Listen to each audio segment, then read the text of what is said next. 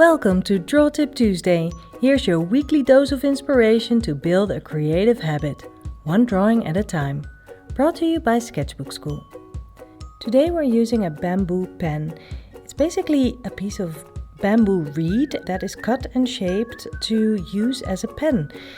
It's basically a dip pen, only it's much stiffer than a usual dip pen, and therefore you can do a little bit of rougher work with it, but I also really like it for an illustrative kind of style. So today I am drawing a bunch of birds just from my imagination. This way I can really explore the way I can use the bamboo pen. I don't often use it, so every time that I hold it in my hand I'm like, what am I going to do with this again? And that's the fun thing about it. While you are using this with any ink that you like, you can really explore how the ink will divide on the page. You can take just a little bit of ink from the pools that are forming, but also really make use of the structure that the pen gives on the moment that it runs out of ink. As you can see, depending on the kind of paper that you have, it can really give an effect of using a colored pencil or so when it becomes dry. I really like using those different styles and those different characteristics that this pen gives you.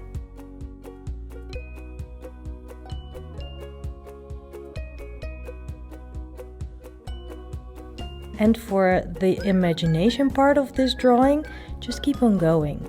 I chose birds because I just like them, and you can easily draw a bird even if you can't really draw that well. You just need to make sure that it has some kind of beak and eyes and maybe some feathers. And even the feathers you can do with just small strokes, and that will indicate feathers. Don't forget to add shadows, because that way your birds will actually sit on a surface instead of just floating around on the page.